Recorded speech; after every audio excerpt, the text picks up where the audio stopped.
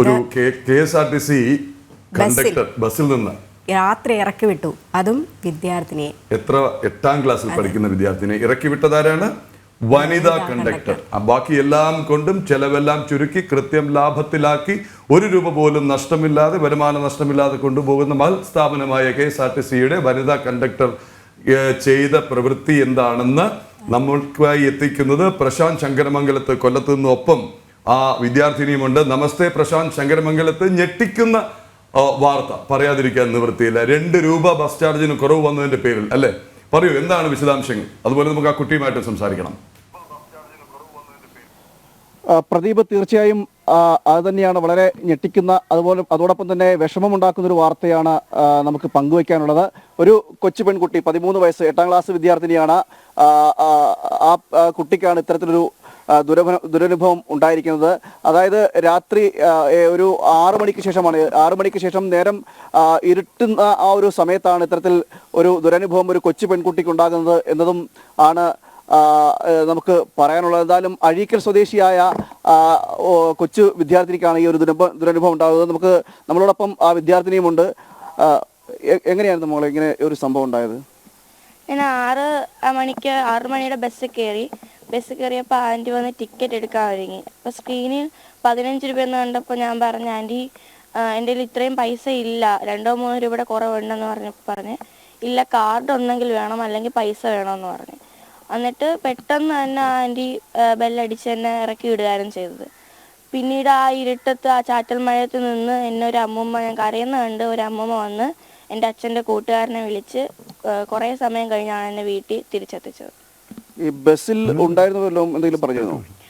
പൈസ തരാമെന്ന് ഒരു ആൻറ്റി പറയുന്നത് കേട്ടു. പക്ഷെ ആ ആൻറ്റിയോടൊന്നും തിരിച്ച് പറയാൻ ഒരു സാവകാശം തരാതെ എന്നെ അപ്പം തന്നെ ഇറക്കി വിട്ട്. എന്താ കാരണങ്ങളൊന്നും ചോദിച്ചില്ലേ? സ്കൂളിൽ മോള് പറഞ്ഞില്ലേ സ്കൂൾ വിദ്യാർത്ഥിനിയാണെന്നും വീട്ടിലേക്ക് പോകണമെന്നും പറഞ്ഞില്ലേ? ഞാൻ പറഞ്ഞു, ഞാൻ സ്കൂളിൽ നിന്ന് വരിക, കോച്ചിങ് കഴിഞ്ഞ് വരിക, എനിക്ക് വീട്ടിൽ പോകണം എന്നൊക്കെ ഞാൻ പറഞ്ഞു. അപ്പം ആൻറ്റി പറഞ്ഞു, നല്ല മോളെ പൈസ കറക്റ്റായിട്ട് വേണ്ടതെന്ന് ചോദിച്ചു. അങ്ങനെ ഒരു ഭാവത്തിൽ നിന്നു. അതാണ് ഉണ്ടായല്ലേ? പ്രദീപ്, അത് തന്നെയാണ്. അതായത് ഈ സുലോചന എന്നാണ് ഈ കുട്ടിയുടെ പേര്. 8ാം ക്ലാസ് വിദ്യാർത്ഥിനിയാണ്. ആ വിദ്യാർത്ഥിനിയുടെ ഈ പൈസ ഇല്ല എന്ന് പറഞ്ഞപ്പോൾ അത് കേൾക്കാൻ കൂട്ടാക്കില്ല എന്നാണ് ഇപ്പോൾ സുലോചന നമ്മളോട് പങ്കുവയ്ക്കുന്നത്.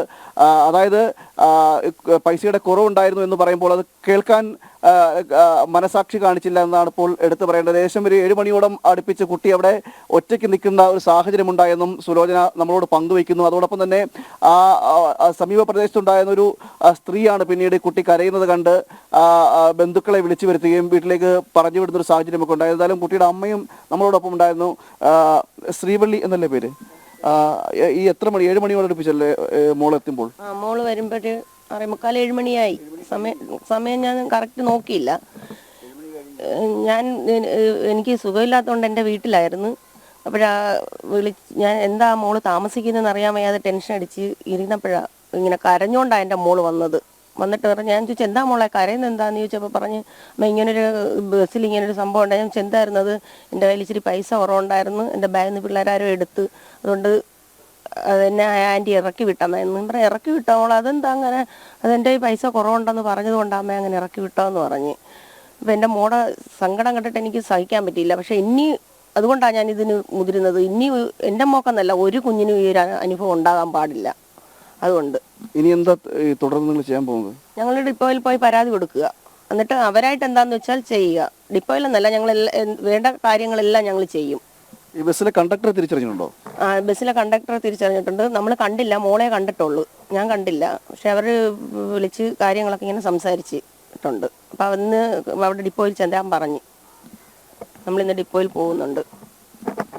പ്രദീപ്, ചെറിയഴീക്കലാണ് ഇവരുടെ സ്വദേശം. ഇപ്പോൾ നിൽക്കുന്നത് അമ്മയ്ക്ക് സുഖമില്ലാത്തത് കൊണ്ട് അമ്മയുടെ വീട്ടിൽ, അഴീക്കലുള്ള അമ്മയുടെ വീട്ടിലാണ് ഒരാഴ്ചയായി ഇവർ താമസിക്കുന്നത്. അതുകൊണ്ടാണ് ഈ ചെറിയ അഴീക്കിൽ നിന്ന് ഈ അഴീക്കിലേക്ക് ബസ് കയറി വരേണ്ട ഒരു സാഹചര്യം ഉണ്ടായത് ഈ കുട്ടിക്കുണ്ടായത്. അതുകൊണ്ട് കൃത്യമായ തുകയും അറിയില്ലായിരുന്നു. അങ്ങനെ ടിക്കറ്റ് അടിക്കുന്ന സമയത്താണ് ഈ തുക കാണുന്നത്. അപ്പോൾ കുട്ടി കണ്ടക്ടറോട് പറയുന്നുണ്ട് അത്രയും തുക ഇല്ല എന്ന് പറഞ്ഞപ്പോഴാണ് അത് കേൾക്കാൻ കൂട്ടാക്കില്ല. ഒരു കൊച്ചുകുട്ടി എന്ന ഒരു പരിഗണന പോലും കൊടുത്തില്ല എന്നതാണ് അതിനകത്ത് ഏറ്റവും നമുക്ക് വിഷമം ഉണ്ടാക്കുന്നത്.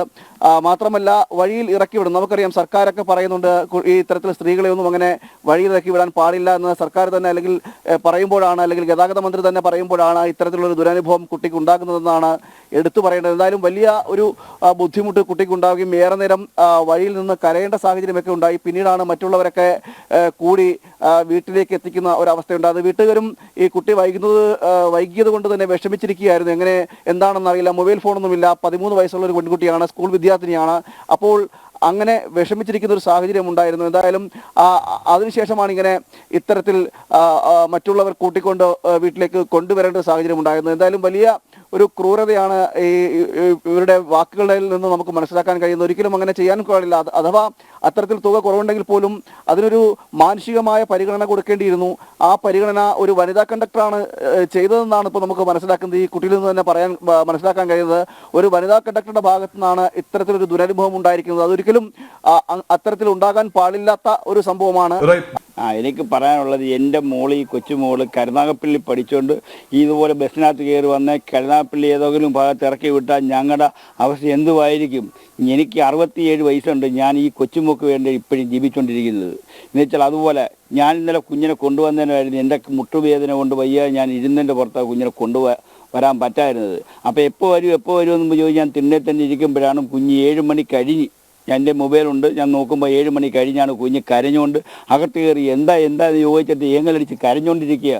അതിൻ്റെ പ്രയാസം ഇനി ഒരു കുട്ടികൾക്കും ഇതുപോലെ ഉണ്ടാകാൻ പാടില്ല. നേരെ മറിച്ച് എൻ്റെ കൊച്ചുമോളെ കരുനാഗപ്പള്ളി ഏതെങ്കിലും ഭാഗത്ത് നിന്ന് പഠിച്ചുകൊണ്ടിരുന്ന സമയത്ത് ഏതെങ്കിലും ഭാഗത്ത് ഇറക്കി വിട്ടാൽ ഞങ്ങൾ എന്ത് ചെയ്യും? നമ്മുടെ ഇപ്പോഴത്തെ കാലങ്ങളൊക്കെ ഇങ്ങനത്തെ കാലങ്ങളാണ്.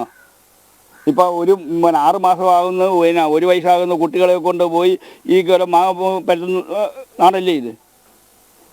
നമ്മുടെ നാടായതിൻ്റെ പുറത്ത് ആ കുഞ്ഞ് രാത്രി 7:15 കരഞ്ഞുകൊണ്ട് നല്ല മഴയത്താണ് ഇവിടെ കയറി വരുന്നത്.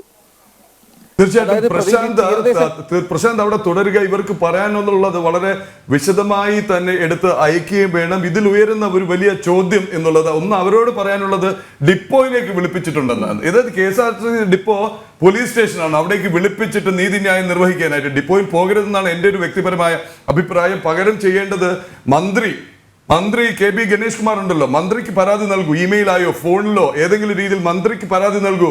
ഡിപ്പോയിലേക്ക് ഈ കുട്ടിയല്ല പോകേണ്ടത്. KSRTC അധികൃതർ, ഉന്നത അധികൃതർ ഈ കുട്ടിയുടെ വീട്ടിലേക്ക് വരണം. അല്ലാതെ കുട്ടിയെ വിളിപ്പിച്ചിരിക്കുന്നു അത്രേ. എന്ത് നൽകാൻ? 2 രൂപ തിരിച്ചു നൽകാനോ? അത് ക്ഷമ ചോദിക്കാനോ? കുട്ടിയല്ല, കുട്ടിയും ഈ അമ്മയും ഈ മുത്തച്ഛനും അല്ല ഡിപ്പോയിലേക്ക് പോകേണ്ടത്. പകരം KSRTC അധികൃതർ അവിടെ വരണം, ആ വീട്ടിലെത്തി ക്ഷമ ചോദിക്കണം. അതുപോലെ നമ്മുടെ ഒരു വ്യൂവറുടെ ഒരു ചോദ്യമുണ്ട്, ആ ബസ്സിൽ മനുഷ്യ സ്നേഹമുള്ള ഒരാൾ പോലും ഇല്ലായിരുന്നു 2 രൂപ കൊടുത്ത് ആ നിയമം കൃത്യമായി പാലിക്കുന്ന കണ്ടക്ടറുടെ പ്രശ്നം പരിഹരിക്കാൻ.